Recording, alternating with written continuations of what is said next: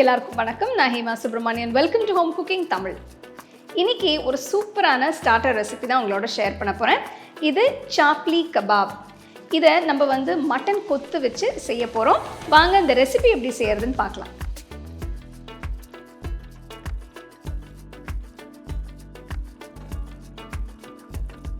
இந்த கபாப் செய்ய நான் சில மசாலா பொருட்களை தட்ட போகிறேன். முதல்ல 1.5 டேபிள் ஸ்பூன் முழு தனியா போட்டு தட்டுங்க. இதை கொரப்பாக தட்டினா போதும். இந்த மாதிரி ஃப்ரெஷ்ஷாக தட்டி சேர்க்கிற மசாலா நம்ம செய்கிற டிஷ்ஷுக்கு இன்னும் ஃப்ளேவர் கொடுக்கும். அடுத்து 1 டேபிள் ஸ்பூன் சீரகம் போட்டு இதையும் கொரப்பாக தட்டுங்க.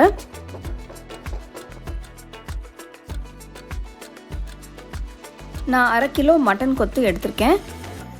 இதில் 1 டீஸ்பூன் உப்பு, 1 டீஸ்பூன் மிளகாய்த்தூள், 1 டீஸ்பூன் தட்டின தனியா, 1 டீஸ்பூன் தட்டின சீரகம்,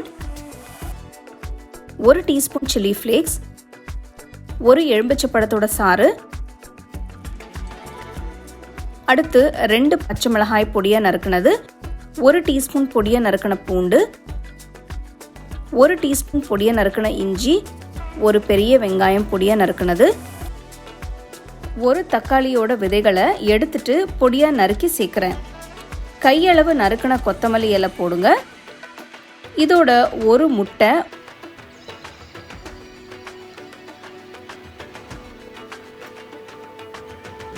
அடுத்து 1 டேபிள் ஸ்பூன் சோள மாவு, 1 டீஸ்பூன் கரம் மசாலா தூள் போட்டு மிக்ஸ் பண்ணுங்க. நல்லா பிசைஞ்சு மிக்ஸ் பண்ணுங்க.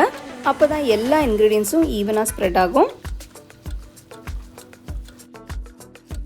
மட்டன் கலவை இப்போ ரெடி. கபாப் செய்ய ஆரம்பிக்கலாம். அகல பேனில் எண்ணெயை ஊற்றுங்க. நம்ம ஷாலோ ஃப்ரை தாங்க செய்ய போகிறோம்.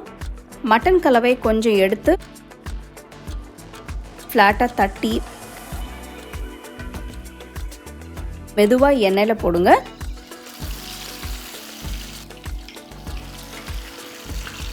ஒவ்வொரு பக்கத்தையும் லோ ஃப்ளேமில் 5 நிமிஷத்துக்கு ஃப்ரை பண்ணுங்க.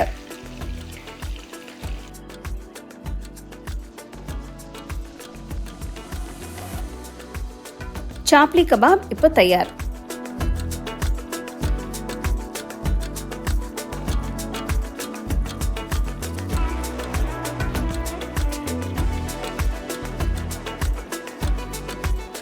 அருமையான சாப்லி கபாப் ரெசிபி எப்படி செய்யறதுன்னு பார்த்தீங்க.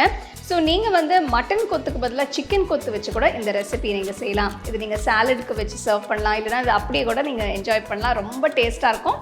கண்டிப்பாக இந்த ரெசிபி நீங்கள் ட்ரை பண்ணி உங்கள் கமெண்ட்ஸ் என்னோட ஷேர் பண்ணுங்கள்.